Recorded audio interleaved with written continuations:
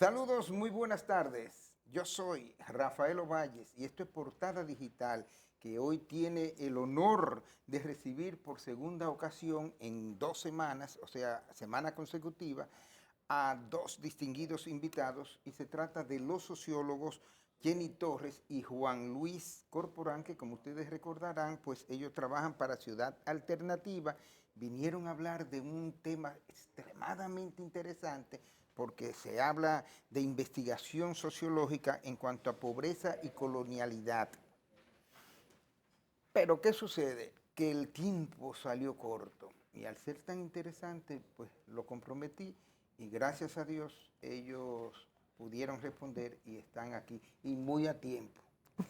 Así es que vamos a seguir hablando de pobreza y colonialidad, pero ya con resultados asociados a lo que es la pobreza y posibilidades de cómo enfrentar este gran desafío que nos afecta de una manera quizás más fuerte y más dura de lo que uno pueda pensar, salvo que no sea una persona estudiosa de lo que tiene que ver con la sociología.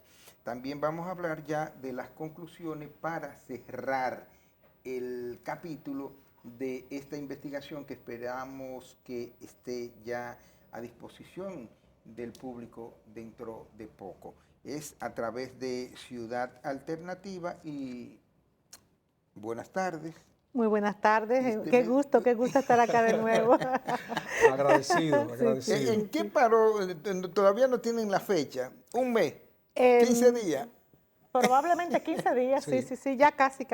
Bueno, yo espero, estamos en ese proceso de ese estudio editorial, así que no es tan sencillo. Sí. Que como te decía, no, y a veces te agarran el material y se extiende el tiempo más de la cuenta. Pero yo me interesa mucho lo que es la pobreza y la desigualdad, que te lo dije, entonces lo espero con ansiedad. Sí. Vamos a empezar de inmediato con esos resultados asociados a la pobreza, salvo que ustedes no tengan algunas puntualizaciones en relación a lo que ya habían dicho. Bueno, ahora pensamos iniciar viendo, tú sabes que en este tema de ver la relación entre pobreza y colonialidad, interesa mucho cómo la gente se ve y cómo la gente se percibe, porque justo se siente la gente en relación a los demás, en relación a los que no son pobres, igual, menor, más bajo, más alto, y eso es muy interesante. Inferioridades, asuntos emocionales y realidades. No necesariamente emocionales, sino a nivel de lo que sería la jerarquización de la persona, que tiene pero mucho que ver con lo percepciones claro, que la gente siente. Que la gente siente y que piensa. Y hay algo muy interesante, que es que la gente siempre veía como ese aspiracional, bueno, al que es no pobre, y varios testimonios lo decían a la franca. Hay gente que son de diferente categoría y se ubicaba como pobre en una categoría inferior. Y la gente manifestaba de varias formas, de varias maneras, esa imposibilidad de estar en ciertos espacios, en ciertos lugares y acceder a ciertas cosas por el tema de ser no pobre. Entonces ese tema es muy interesante y a partir de esa conversación con la gente y de preguntarle qué es ser pobre, qué significa para usted ser pobre, cómo lo categoriza. Y nosotros identificamos como 6 cosas, 6 aspectos, 6 categorías que la gente ubica de lo que significa ser pobre. 6 aspectos de la pobreza de acuerdo a lo que la gente piensa, siente y padece. Una cosa, ¿cómo se puede definir la pobreza a nivel integral? Todo eso que tú dices, pero, por ejemplo, hay personas que no son agraciadas físicamente, entonces dicen, yo soy una persona pobre porque mira, no tengo dinero, soy pobre, no estudié, soy pobre, pero creo que la pobreza como fenómeno sociológico es más profunda. Claro, sí, es más profunda y ahí a mí me gustan mucho 2 sociólogos en específico que hablan de la pobreza. Una socióloga noruega que se llama El Soyen y que ella habla, bueno, no es que existe la pobreza como un fenómeno petrificado en donde hay un estado que la gente, soy pobre y ya no. Ella habla que hay procesos que producen la pobreza y ese proceso que produce la pobreza tiene mucho que ver con las propias condiciones, evidentemente, del espacio en donde está ubicada la persona pobre. Donde se desarrolla donde la se desarrolla, persona. pero tiene que ver con las condiciones del mercado laboral, tiene que ver con las decisiones que toma el Estado. Es decir, hay un conjunto de procesos que ocurren, ¿no?, en una sociedad cualquiera, y eso hace que algunos grupos se mantengan pobres durante mucho tiempo. Es muy interesante porque ella dice, esos procesos de producción de pobreza, tú te fijas que hay una población que pasa mucho tiempo y pareciera que no se mueve. Y nosotros podemos decir que en el caso específico de estos lugares en donde hicimos el estudio, en la frontera, bueno, hay un proceso de producción de pobreza, porque tú tienes esa zona durante mucho tiempo, desde que yo estoy estudiando este fenómeno de la pobreza y muchos documentos antiguos que he revisado de los procesos de producción de pobreza en el país, se plantea esa zona fronteriza como una zona pobre. Entonces podemos decir, bueno, hay un proceso de producción de pobreza porque el empleo es malo, y eso hay otros estudios que hemos hecho, Y Juan Luis y pocos yo, que lo empleos. demuestran. Muy poca cantidad de empresas, hay muy poco acceso a lo que sería educación, no solamente educación universitaria, que hay prácticamente una ausencia en la frontera, pero la propia educación primaria y secundaria, la cobertura es insuficiente y es de baja calidad, igual el tema de atención de salud, etcétera. Hay como ese conjunto de procesos que son lo que son propios del hogar, si el hogar es malo en el sentido de que es un ambiente degradado, de que tienen déficit habitacional, pero también de lo que se refiere al exterior, cómo se conjuga ese hábitat. Es casi imposible pensar, soñar en esa zona. Quiero estudiar ballet. ¿Dónde lo haces? Que ni lo conocen. Que ni lo conocen. Entonces, eso son elementos que están ausentes en esa zona. Y el otro sociólogo, que es reconocido como el padre de la sociología de la pobreza, que es George Simmel, sociólogo alemán, que desarrolló su teoría en el siglo XIX, y George Simmel plantea, es que ser pobre no es simplemente que haya una escasez de recursos. Ser pobre es cómo estás colocado respecto a la sociedad y si estás colocado en una relación de dependencia de la sociedad. Y eso es muy interesante. Justo, dependencia de la sociedad, ¿cómo sociedad. se le explica a las personas? Bueno, ¿qué es una dependencia? Vamos a poner un ejemplo. Perfecto. ¿Cuál es el programa por excelencia que tenemos en nuestro país para trabajarnos, intentar superar la pobreza? Bueno, los programas de transferencia condicionada han tomado una importancia muy grande desde el año 2005, por ahí 2006, que comienza a coger cuerpo como programa Solidaridad, que luego se transformó en Progresando con Solidaridad y que hoy se llama Supérate, que son programas transferencia condicionada porque se le da a la gente un dinero y a cambio la gente tiene que mandar a sus hijos a la escuela, cumplir con ciertas algunas responsabilidades responsabilidades de vacunación, etcétera. Y por eso es transferencia condicionada. Yo condiciono ese dinero que te transfiero a que tú cumplas ese conjunto de responsabilidades. Una cosa.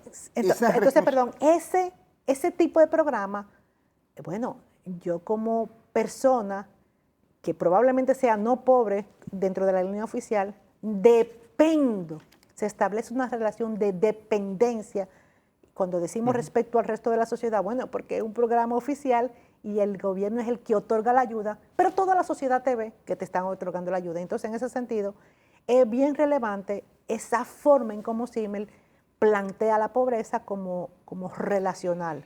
Yo, el pobre, ¿cómo me veo, me ubico dentro de la sociedad? Pero la persona dependiente, vamos a seguir en la misma línea, de un programa, de una política pública específicamente, ¿eso es suficiente para salir de la pobreza? Muchos países, incluyendo el de nosotros, por ejemplo, yo conozco lo bien que se trabajó Solidaridad, ustedes también, y con muy buenos resultados en avance de los hijos y de los padres, con ubicación de empleo, los hijos, estudio, alimentación, pero eso se pierde muchas veces. Y entonces al perderse, al bajar, yo ahora no puedo dar un resultado concreto del programa Supérate, pero sí veo que hay una persona muy trabajadora al frente del mismo, pero siempre tienen inconvenientes que impiden la continuidad. Hay gente que se queja de que no me llegue y tal cosa. Sí, lo que pasa es que... Y hay un libro que no recuerdo, pero decía, ¿es suficiente? O sea, Exacto. ¿Es suficiente? Mira qué pasa. ¿hasta dónde se puede llegar siendo dependiente a través de una política pública y decir, brinqué el charco? Lo que pasa es que si nos ponemos a analizar estos programas desde que iniciaron, desde que no importa el cambio del nombre, la esencia y la lógica es la misma. Y son nosotros, bueno, al final no es una invención nuestra, son programas que se ejecutan en muchos países de América Latina, no diría todo, pero en casi todos los De países hecho, de América aquí van y Latina. estudian Brasil, estudian Exacto, Chile sí, y Brasil, entonces Chile traen... son como los modelos por excelencia. El caso de México también es uno de los más paradigmáticos. Pero ¿qué pasa? Que ese programa, y la gente, es una de las categorías que yo identifiqué en esas preguntas, la gente decía así, bueno, el que es pobre es el que depende y que no puede caminar sin la ayuda del otro. Lo ubicaban en el ámbito de las relaciones interpersonales, pero también dentro de ese tema de que el gobierno tiene que apoyar ciertas cosas. Y cuando el gobierno tiene que apoyar ubicándote, identificándote, tú eres, entonces ahí hay un problema de que de repente yo siempre me voy a sentir menos que, bueno, porque estoy identificado como ese que recibo la ayuda. Y eso es complejo. Un ser humano no quiere ser identificado como dependiente. No. Y cuando lo identifican como dependiente, pues definitivamente está en desventaja con el resto de la sociedad. Sí, pero ahí hay muchas complejidades. Y es el hecho de que hay personas, nací así, el Señor, Dios, es como una consecuencia divina. Pero ahí me gustaría, como antes de pasar a y eso... te tengo otra pregunta de algo que tú dijiste muy importante. Es un elemento sumamente importante, pero fíjate un punto. Polanyi plantea que la pobreza también, y esto se ratifica aquí, que es relación. Fíjate bien. Relación, ¿cómo se explica? Relación de yo con mi empleado, yo con los medios de producción, yo, mi familia, con otros. O sea, por tanto, yo no puedo atacar la pobreza como un Estado sin pensar en la riqueza. ¿Cómo se distribuyen los recursos en una sociedad? Y donde no hay un jefe, donde no hay nadie con quien socializar o de quien depender, ¿cómo se hace? Ese es el problema, que cuando tú entras a la zona, en el caso de la frontera, la gente dice quiénes son los ricos, y quién ha acumulado, y quién te dejó sin tierra, quién te sacó de la tierra. Entonces, por tanto, la gente dice, yo soy pobre en relación con quién, bueno, con este que tiene mucho. Yo soy pobre, entonces tú ves la jerarquía que se da. El dueño de los medios de producción, tú sigues. El dominicano que está ahí, que tiene ciertos privilegios, ciertas seguridades, porque también depende de estos elementos. El dominicano de ascendencia haitiana, que bueno, que tiene un puesto un poquito más chiquito, después el haitiano. Sí. Y ahí tú ves la jerarquización completa. Por tanto, la pobreza no es solo un Estado, sino que también una relación con gente, bueno, que te jerarquiza y de alguna manera tú entras en una relación de explotación, y eso es un fenómeno histórico que entra en el sistema capitalista. Hay una cosa muy importante que ustedes dijeron en la ocasión anterior y era refiriéndose a que esas personas no sé si, primero no hay visión de futuro, no hay esperanza, todo eso ha desaparecido prácticamente, pero esas personas no se sienten dominicanos, pero no se sienten haitianas tampoco, se sienten como un desamparo, es una interpretación mía.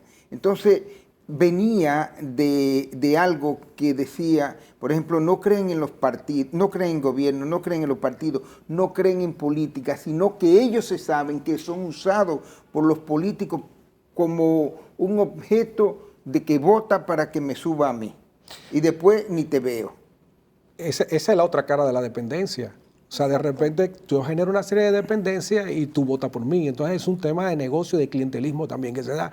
Pero además, es que fíjate, cuando nosotros hablamos de esto, no estamos hablando solamente del haitiano ni del dominicano de descendencia haitiana, estamos hablando de dominicanos de la frontera, donde no se ha invertido por mucho tiempo. Pero ¿por qué que no se invierte? Porque políticamente no da resultados, no es beneficioso. Y lo que pasa es que también es, o sea, ahí hay un círculo vicioso. Sabemos que la población a nivel numérica, ¿no? La gran cantidad de población está concentrada en el Gran Santo Domingo, en la zona norte de Santiago La Vega, San Cristóbal, o sea, hay prácticamente 5 provincias que concentran casi toda la población. Exacto. Entonces, de repente la población que está en esas zonas remotas, que están en esos extremos, recibe menos inversión, bueno, porque genera menos votos. Y al final se da un círculo vicioso que es bastante cruel, porque de repente esa gente tiene que emigrar. Mira qué interesante. En otro estudio que nosotros hicimos el año pasado, justo analizábamos esa relación entre el Gran Santo Domingo y la frontera y se daba una situación muy interesante. Número uno, los pobladores que están en los barrios urbanos marginales del Gran Santo Domingo, hay mucho peso de población que emigró de la frontera. Migra de la frontera, bueno, ¿por qué? Porque tú lo mencionabas al principio, hay prácticamente poquísimas empresas grandes entre la provincia de la Frontera Sur, tal vez una o dos. El resto son microempresas, emprendimientos pequeños de las personas que no tienen seguridad social, que no llegan ni siquiera al salario mínimo nacional. Claro. Entonces esa gente migra, sobre todo las juventudes, ¿no? Migra. ¿Y dónde se puede ubicar? Bueno, se puede ubicar en la zona urbana marginal. Migran mucho hacia el nacional. Los bolsones de pobreza, como le llaman. Y ahora están migrando mucho también a Santo Domingo Este. Margen de los amas. ríos, porque se mudan donde pueden vivir, que son en esa zona. Y había una cosa muy curiosa, porque hacíamos un contraste entre esa pobreza de la capital y esa pobreza fronteriza. Y se juntaban ¿dónde? En los grandes hospitales, en Secano, en Semadoja, en el Gautier, etcétera. Y eso era interesante, no porque sea bueno, sino interesante porque se establecían esas conversaciones entre el pobre que llegaba de Jimaní, por ejemplo, y el pobre que amanecía en la Ciénaga, que tienen que estar ahí desde las 4 de la mañana para poder recibir una atención. Si pueden tener la suerte de alcanzar el ticket número 30, y entonces ahí se establecía esa solidaridad entre esas dos pobrezas que se encontraban, que al final, ¿qué son? Ausencia de servicio, negación de servicio, en esa frontera propia del país, pero también en esa frontera que se da aquí mismo adentro del Distrito Nacional, porque no pasamos hacia lo que serían los barrios urbanos marginales. Indiscutiblemente que sí. Una pregunta, Juan Luis hablaba ahorita de los ricos. ¿Hay en esa raya fronteriza ricos realmente? ¿Ricos que tú puedas comparar con ricos de acá o al igual que la pobreza? El pobre de la frontera no es el pobre del Distrito Nacional, entonces el rico de la frontera no es rico del distrito. Y agarren el mando. No quiero meter en el lío. No, hicimos preguntas sobre esto y los nombres son la mayoría de personas que tienen cargos en el Estado y que están por estos lados de la zona que representan aquellos, pero viven acá. Exacto. Sí, pero viven aquí. Tienen sus negocios allá, pero nadie se queda en la frontera. O los grandes dueños de zona franca, que por ejemplo, que están en la frontera ya norte. No, pero eso viven en Santiago. Viven en Santiago. Los capellanes, mi amiga Mercedes Carmen, que son gente que se preocupan mucho. Yo he ido a la empresa Grupo M y nos hemos metido para Haití, cosas. Tienen un proyecto extremadamente productivo y de gran aporte, que ojalá y pudiera extenderse por otros pueblos de la frontera, porque yo creo que ellos logran un buen aporte en el sentido de los migrantes, o sea, frenan.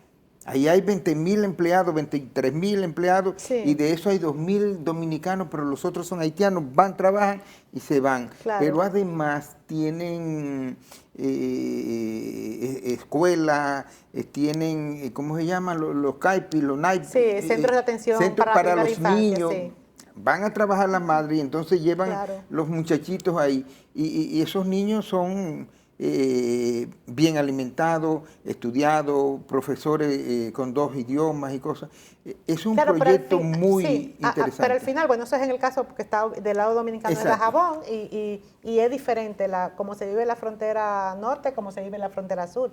En el caso de la frontera sur, te voy a poner un ejemplo. En Pedernales, por ejemplo, que ahora ha sido declarada zona de turismo. Pero en Pedernales hay muy poco empleo y hay una de las, yo pongo zona franca, entre comillas, más importante que está en Pedernales. ¿Qué es lo que hace? Trae ropa de paca sobre todo de Estados Unidos. Exacto. Y entonces en esa zona franca, digo zona franca porque en realidad no hay una transformación como tal. Lo que se hace es que se recibe la ropa, se clasifica y se desecha la ropa que no sirve. Esa se deja allá. Eso es en Pedernales. Sí. Y esa paca, la que sirve, se distribuye en el resto del país. Pero ¿qué pasa? Hay toda una ruta que ojalá algún día puedas ver esa ruta de la ropa. Un momentito, vamos a pausar y entonces cuando retornemos vamos a hablar de la ruta de la ropa en Pedernales. Así es que en breve retornamos con Jenny Torres y Juan Luis Corporán, sociólogo, y que hablan de los resultados, de los hallazgos de su investigación Pobreza y Colonialidad. Yo me imagino que ustedes también han ido interesándose por esto. Yo interrumpo, pero es que me interesa el tema. Pausamos.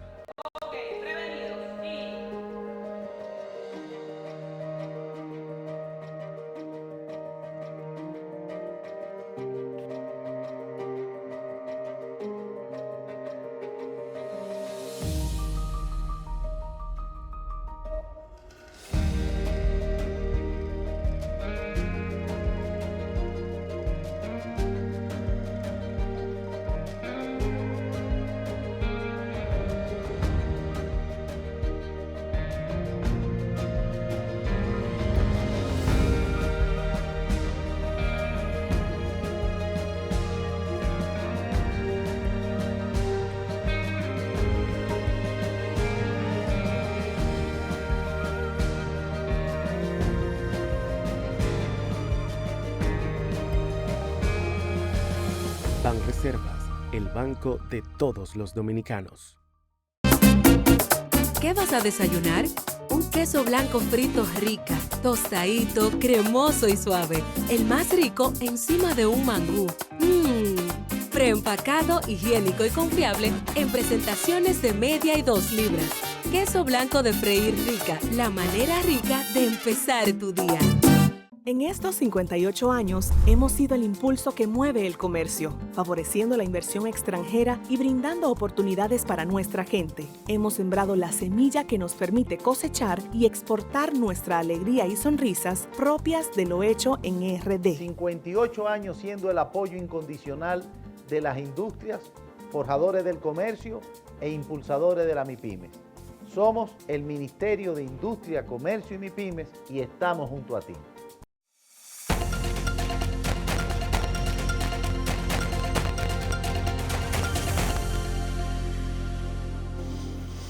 Bien, continuamos en Portada Digital hablando de pobreza y colonialidad, de manera específica resultados asociados a esa pobreza y las conclusiones del estudio Pobreza y Colonialidad. Cuando nos fuimos a la pausa, doña Jenny Torres, la socióloga Jenny Torres, decía que le interesaba desarrollar el tema de la ruta de la ropa. Sí, solo para puntualizar ese tema de hablaba de que había de la falta de empleo. Y entonces esta, que es una empresa que provee bastante empleo, la gente la refiere mucho como, yo trabajo en la zona, mucha gente trabaja en la zona. Entonces, ¿qué es lo que se hace esa zona? Reorganiza ropa de paca, o sea, que viene usada, sobre todo de Estados Unidos, y mucha ropa que desechan, que se va a la basura. Hay ya, hasta en el mapa, lo pueden buscar, un sitio que se llama Monte Butí. ¿Qué pasa en Monte Butí? Que va la ropa. Que va la ropa que ya es desechada, se supone que es basura, no hay cómo gestionar esa basura y se supone que se queme, pero a ese Monte Butí va la gente más pobre a bucear. De hecho, hay una suerte de negocio entre el que maneja el camión y las 3 o 4 personas principales que recogen su ropa y la llevan, ¿dónde? Acá al Distrito Nacional, sobre todo a la Duarte y Haití, en esos 2 lugares. Conversamos con varias personas que ahí van entresacando de esa que se votó, que ya no le sirve a la zona franca, pues todavía le sigue recibiendo a la gente y el resto se quema. Pero en esa ruta se va quedando también mucha ropa en los manglares y si quieren... ¿Cómo en los manglares? ¿En el camino? Sí, en el trayecto, pero también hay mucha ropa. Cómo llega no lo tengo claro, pero hay mucha ropa regada en las orillas de la playa. Eso da para que... ¿No será que la botan? O sea, esa no sirve. Pero es una cantidad importante porque ya es visible en las playas de Pedernales que están más cercanas al pueblo. Entonces, Eso es un tema complejo porque hay mucho alrededor, descuido de las autoridades y de repente por el triunfo de un tipo de negocio que tal vez no es el mejor un triunfo negocio, entre comillas. Un triunfo entre comillas, tal vez no es el mejor negocio para la zona por la consecuencia medioambiental que está teniendo. Entonces, la gente con la que conversamos, que trabaja allí, tampoco estamos hablando de que son ni las mejores condiciones laborales ni los mejores salarios. Entonces, esa es una de las dificultades que se viven acá a lo interno y es una de las primeras categorías que identifiqué de lo que la gente reconoce como la pobreza y es justo eso. Hay un tema fuerte de recursos económicos y la gente manifiesta. Recibimos un ingreso que apenas nos da para vivir y es como si la gente trabaja solo para comer, no morirse y seguir en ese ciclo como eterno. De pobreza, es de ciclo de pobreza. Porque el ingreso no es suficiente como para tú poder ¿Sobrevivir no bien? Sobrevivir, de hecho, en la encuesta preguntamos y apenas un 5% de la gente dice que lo que le ingresa más o menos le da para sobrevivir o un poquito más. El resto dice que apenas le alcanza para sobrevivir y un porcentaje importante, probablemente un 30-40%, ni siquiera le alcanza para sobrevivir y eso es complejo. Entonces, el otro tema, lo que decíamos de la dependencia, un gran grupo de la gente identifica esa ausencia o esa dependencia, ya sea del Estado, ya sea del político amigo o sea de los vecinos. Y hay un gran porcentaje de la gente de la que entrevistamos que justo puede vivir dado que lo que no le alcanza con el ingreso que tiene, pues se lo suple la ayuda comunitaria, se lo suplen los vecinos. Y justo eso es lo que hablábamos ahorita, ese tema de la dependencia, ese tema de los programas de transferencias condicionadas que han demostrado, se me quedó ahorita plantear eso, han demostrado en el tiempo que, bueno, nadie se ha graduado de pobreza. Mantiene ese tema de la dependencia, la gente lo reconoce y se reconoce, y fíjate que como en el tiempo, lo que tenemos es cada vez más beneficiarios.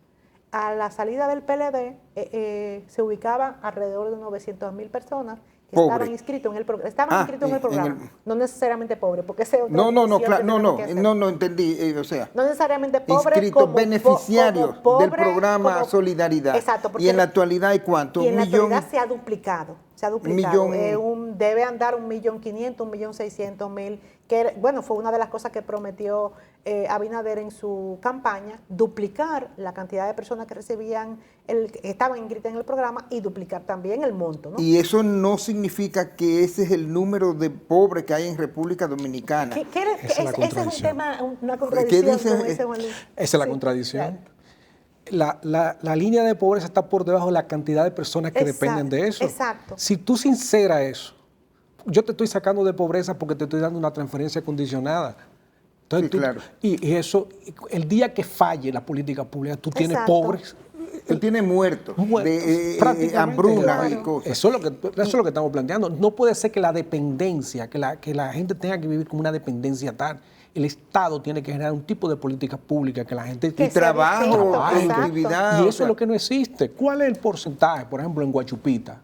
O en la zona que nosotros... Aquí, cerca de aquí en la capital. Un 74% de personas que viven del sector informal. Así es. ¿Y cómo es eso en un país como este? Y cercano a un kilómetro de... El sector informal está en 56%, mientras que el formal está en 44%, obviamente en el país, pero en los barrios, 74%, hay barrios que llegan a 80%, y la zona fronteriza, casi todo lo que nosotros encuestamos son del sector informal. Salvo en Dajabón. Pobreza extrema, mucho más. Mucho más. Sí, es un tema de ese lenguaje que se ha, lamentablemente, que se ha usado, yo no voy a decir en las ciencias sociales, porque eso, lo siento, pero eso de línea de pobreza no es ciencias sociales, eso es una definición que han adoptado casi todos los gobiernos de América Latina, porque es conveniente, porque es fácil presentar logros, porque es fácil moverla. Este sociólogo de la pobreza también, que se llama Serge Pugan, que es francés, él dice que a los gobiernos les gusta elegir definiciones estadísticas, bueno, porque es fácil mostrar el logro pasado 4 años. Entonces, en ese sentido... Que ese es un gran problema también. Ese es un gran problema. Entonces, cuando tú conversas con la gente que vive en condición de pobreza y cuando ves eso, ¿cómo es que estoy reduciendo de la pobreza medida por pobreza monetaria, que es la medición oficial?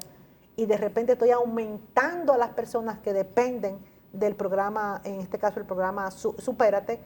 ¿Cómo así? ¿Cómo tengo apenas un 24%, creo que anda la pobreza monetaria, y de repente si tengo 1,5 millones, 1.600.000 personas recibiendo el programa y tengo, según el último censo, 4 millones de familias, bueno, estamos hablando de que casi la mitad de la gente aquí, de la familia, no gente, de la familia, está inscrito en ese programa. Entonces hay un fallo conceptual, no estoy diciendo técnico, para que no me malinterpreten los hacedores de política pública. Hay un fallo conceptual sobre qué estamos viendo con la pobreza. Y en eso me gustaría leer una de las respuestas que daba la gente, que es la pobreza. Y fue la categoría que yo dije, que le llamé sin opciones. La gente dice, la pobreza es una cosa fea.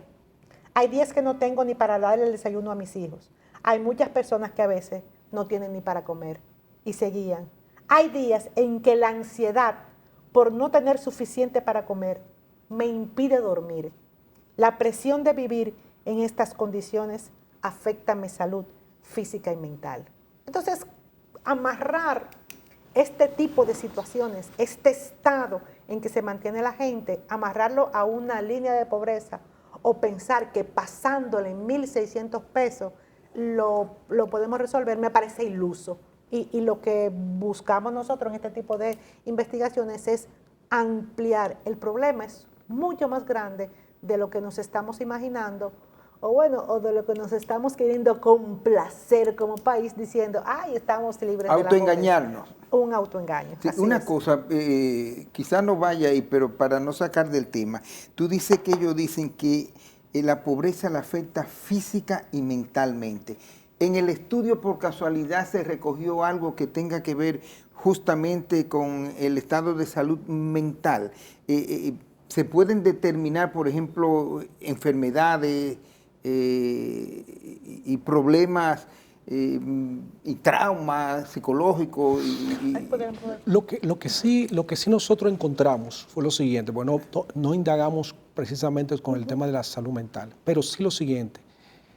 En todas las comunidades que nosotros trabajamos, creo que menos en Dajabón, por el tipo de comunidades que fuimos, la ansiedad que la gente está viviendo, o sea, con el tema de pobreza se le añade a toda la ansiedad con la militarización de la zona, pasar cada uno de los controles, el temor de que tú la yuca, la batata que traes, te la puedan quitar, que a ti te puedan... Imagínate lo que implica todavía más a una familia haitiana que está produciendo en la zona y que lleva hacia su casa la comida para los hijos, la ansiedad que vive en la zona. Lo que nosotros vimos fue ansiedad por todos lados. Y es precisamente... Eso es parte de lo que afecta directamente a la salud mental. Y es una realidad incluso que no solamente se da allá, sino que también se da acá en esos barrios y sectores donde abunda la pobreza. Sí, pero el fenómeno todavía es más. Porque aquí, ¿qué te puedo decir? La ansiedad la gente la puede vivir por la lluvia que puede venir, pero allá con que te cierren la frontera tú pasas 3 o 4 días de hambre. Que hay una dependencia muy Hay fuerte. una dependencia. Claro, porque acuérdate que Haití es el segundo socio comercial de la República Dominicana. Pero el pobre donde quiera sufre, porque óyeme, tú sabes, por ejemplo, esa pobreza en esos barrios donde hay personas que dicen que no tienen ni con qué, cuando se levantan, que no tienen con qué calentar, hacer café. Totalmente. Ahí viene el dolor de cabeza, Ajá. que ellos dicen que es por la falta de café, pero no es por eso, es por la ansiedad en que viven. Claro que sí. Entonces, Esa fíjate, agonía, es que es una sobrevivencia, es un quítate tú para ponerme yo. Son años nosotros trabajando en la zona de los barrios. Cuando nosotros encontramos esta zona en estado de sitio, sitiada, sin esperanza, es todavía una situación fronteriza terrible. O sea, y eso es lo que nosotros, creo que en términos de las conclusiones, yo creo que ya podemos comenzar a discutir un poco las conclusiones. Fíjate. Vete con la conclusión y luego con las recomendaciones. Sí, bueno, rápidamente. El primer punto que nosotros planteamos es que hay una jerarquización de la pobreza, y está claro. Nosotros definimos como la persona con más dificultad de todo es una persona pobre, negra, haitiana y mujer. Ahí hay una jerarquización. Así es. Eso es terrible lo que Eso sucede salía con la mujer. mucho. Dice que la pobreza tiene cara de mujer. Así es. Y ahí tomamos la palabra de Pestre, uno de los haitianos, que planteaba que hay un fetichismo de la pigmentación. Eso es terrible. Porque, sobre la pigmentación. Sí, fetichismo de la pigmentación, o sea que asocia la blancura a poder, a riqueza y a belleza. Así es. Entonces, cuando tú haces eso, tú jerarquizaste y tú te quedaste abajo. Sí, claro. Estamos hablando de negra, mujer, haitiana. Entonces, es un primer punto. El otro Perdón, elemento y es... eso lo ves tú a diario, incluso en los mismos hospitales, la señora que se ve bien y que es blanca y que tiene, que va mejor vestida, pase. Podemos contar historias de eso, Así todo lo que la es, gente Pero plantea bien, sobre es eso. para que la Eso- gente no diga, no, eso no es así. Así es. El otro elemento es el tema de la resistencia. Nosotros creemos que el tema del sincretismo cultural dado por el vudú o la religión popular en la zona funciona como la preservación de la cultura en la zona. Ahí es la preservación de la identidad cultural. Yo creo que eso es lo que nosotros encontramos como elemento importante que el Estado pudiera empezar a trabajar. Por ahí no Des- hay identificación, ¿no? ¿Eh? No hay identificación, o sea, la gente no tiene Por eso, entonces claro concepto. hay que empezar a trabajar eso. Es una historia construida desde las dos naciones. Yo creo que eso es posible porque la zona fronteriza va a seguir siendo la zona de dos Así naciones. En municipio, Haití en y República organización, Dominicana, un matrimonio sin divorcio. sin Eso es divorcio. así, Y entonces no hay hay que forma. trabajar la relación en la frontera porque nosotros no queremos violencia y este país es un país que siempre ha planteado el tema de la paz como importante. Y yo creo que por ahí puede ser una línea de trabajo. El tema. Y el otro elemento, nosotros estamos planteando que hay una ambivalencia en el rol de la fe. Por ¿Una un lado, ambivalencia? ambivalencia ¿Dónde? en el rol de la fe. De la fe. Sí, por Fe. un lado, el tema de el consuelo y cohesión que hay en la zona, o sea, la religión cohesiona, sobre todo la evangélica, que es la que está presente en la zona, pero por otro lado, la fe termina legitimando la pobreza, porque soy pobre. Eso era lo que te decía ahorita. Por eso lo planteaba, Eso es elementos. súper importante. Sí.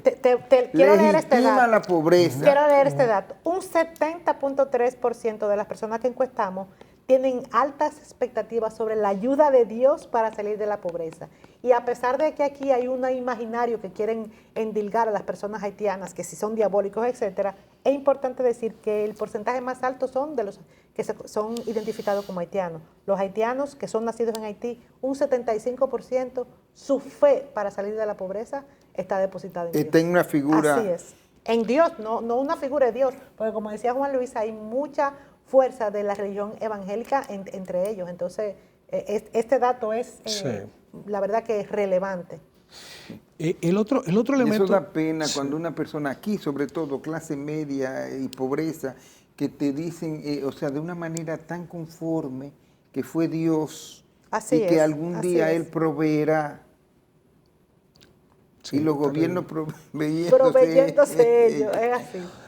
Luego, yo creo que un elemento importantísimo y va con lo que estábamos planteando anteriormente es la ruptura de la horizontalidad para la lucha social.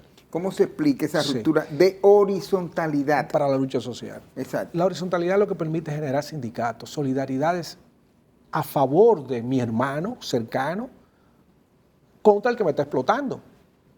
Pero si yo rompo esa horizontalidad, ¿con quién se identifica el dominicano? ¿Con el dominicano es. que lo explota o con el haitiano pobre que está al lado de él?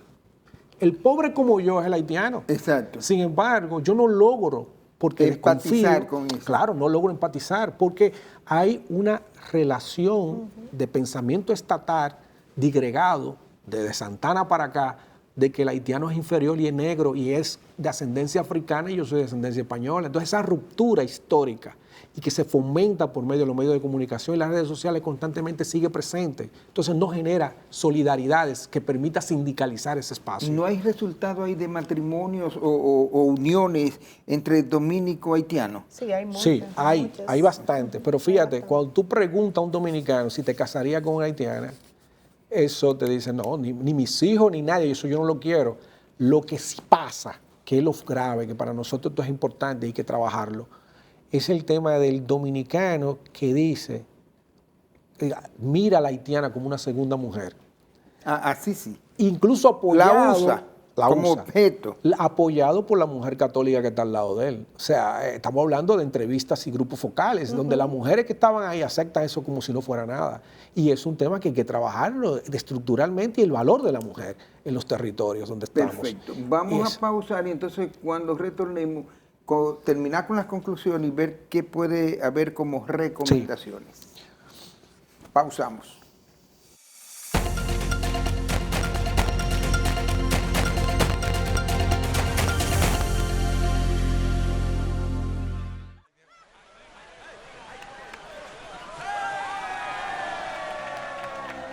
Hemos dado tantos pasos, hemos hecho sueños realidad. En cada esquina de esta tierra, ¡por Nueva York! Vemos toda la felicidad. Oh, oh, oh, oh. Siempre le damos para allá.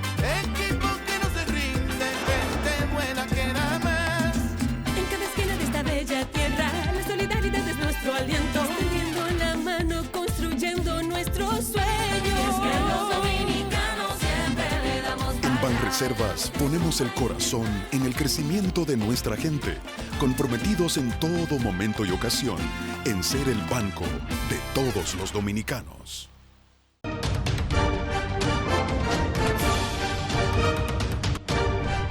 La Cámara de Diputados aprobó en primera lectura 2 proyectos de ley, mediante los cuales declaró como ecoturísticas las provincias María Trinidad Sánchez y San Pedro de Macorís, con el objetivo de impulsar el uso racional y sostenible de sus recursos naturales, el turismo ecológico y las manifestaciones culturales.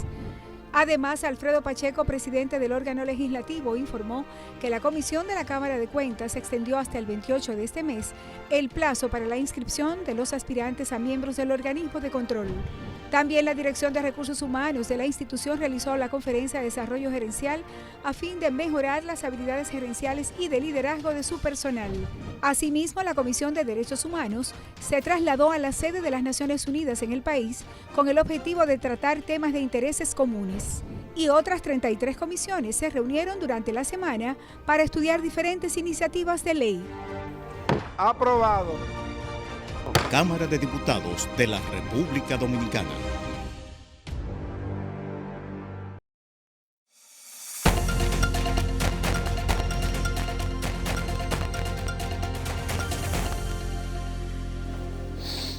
Bien, ya estamos en la recta final de Portada Digital con los sociólogos Jenny Torres y Juan Luis Corporán. Vamos a ampliar, vamos a un poquito rápido con las conclusiones y las recomendaciones del estudio Pobreza y Colonialidad. Mira, estamos en un momento muy difícil en el país. Eso es de los planteamientos que ¿En nosotros qué encontramos. sentido? Mira, La dificultad. primero, ya nosotros planteamos ese racismo arraigado y fomentado, ¿no? Y cuando hablamos de eso, hablamos de pares. Y eso es complicado. Hablamos de pares, gente cercana, horizontalmente, ¿no?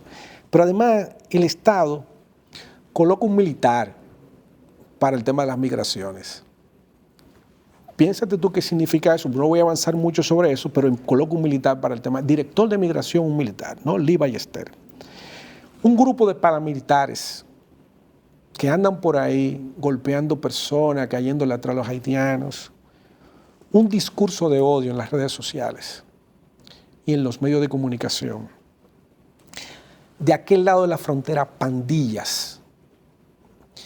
¿Qué es lo que significa eso para un haitiano en República Dominicana o para un dominicano de ascendencia haitiana? ¿Qué significa eso? Significa que usted está bordeando con la muerte. Y eso para nosotros es sumamente peligroso. ¿Por qué? Porque una decisión estatal de dejarte aquí con este nivel de desasosiego, pero además colocarte en Haití con ese nivel de violencia de Haití, estamos hablando de tomar decisiones sobre la muerte. Sí.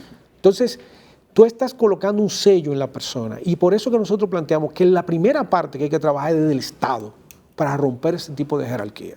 O sea, el Estado tiene que darse cuenta del peligro que hay, tanto en términos de política diplomática, como en términos de seguir azuzando, como decimos nosotros, ese tipo de racismo que hemos hecho por muchos años.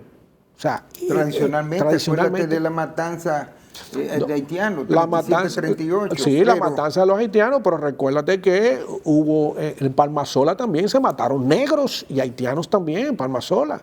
Recuérdate lo de la sentencia. Atillo Palma. Sí. Ahí está Palmasola. Sí. Pero los recientes, no Palmasola. Ah, no, claro. Sí.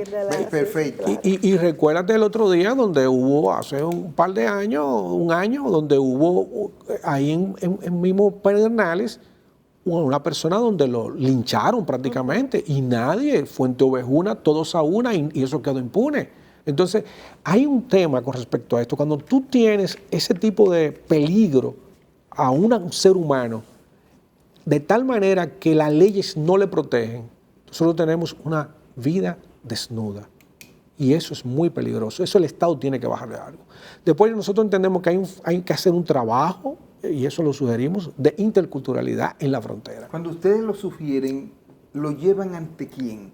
¿Ante el Estado? ¿Lo dan a conocer a través de los medios de comunicación? ¿O ustedes como ciudad alternativa tienen algún conducto directo con los departamentos de poder?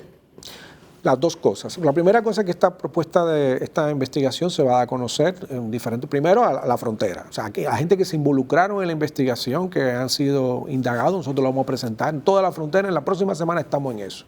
La segunda cosa es que nos vamos a sentar tanto con las organizaciones sociales que han estado interesadas por esto, como con el Estado, para seguir discutiendo sobre esto. O sea, esto no se puede quedar así. Hay temas que nosotros hemos encontrado, no hemos discutido aquí todavía el tema de las colonias, que hay que discutirlo también, porque eso parece estático en el tiempo y hay que trabajarlo. Y después el tema del despliegue de un tipo de política de interculturalidad en la frontera, donde realmente se trabaje todo lo que estamos planteando de la historia, de cómo nos concebimos, del tema del racismo. Eso hay que discutirlo y empezar a confrontar eso de manera distinta. ¿De quién es quién en la zona? Y eso es así.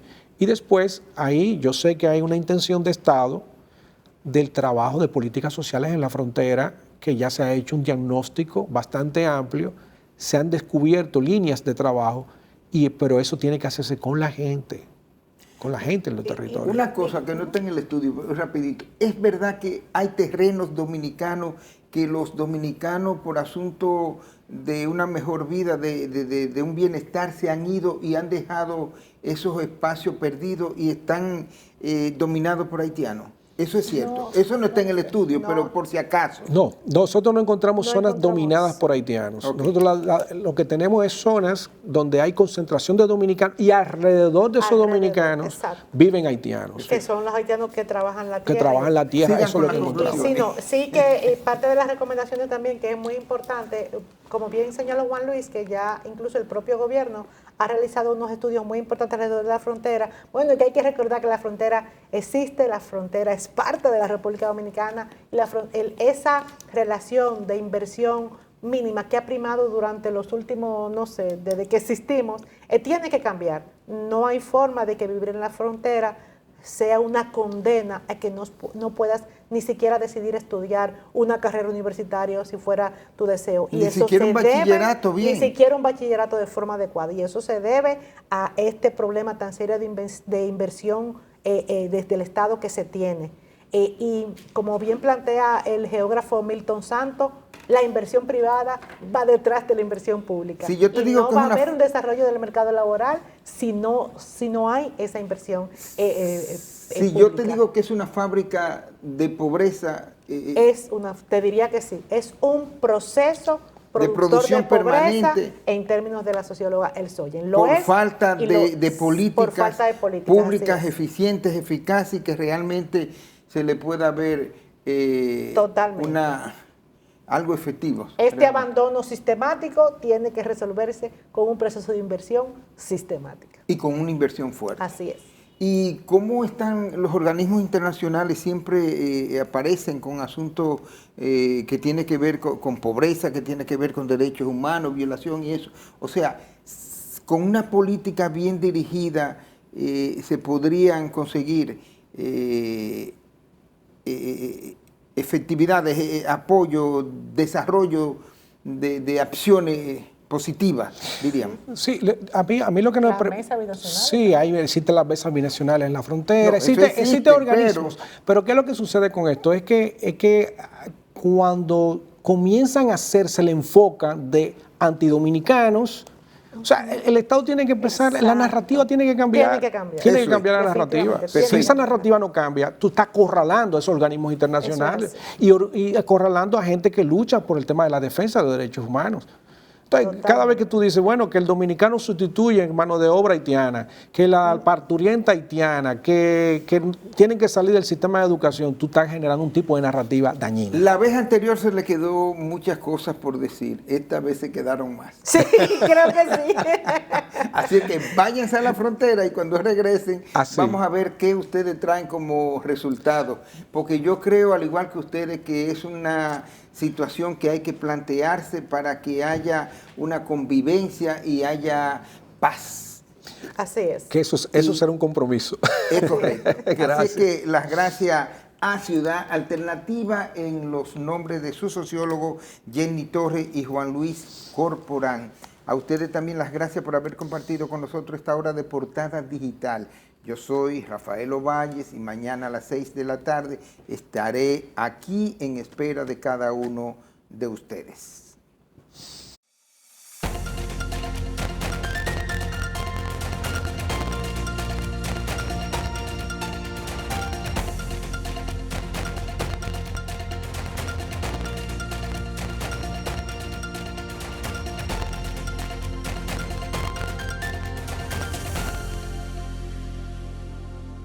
Si hay algo que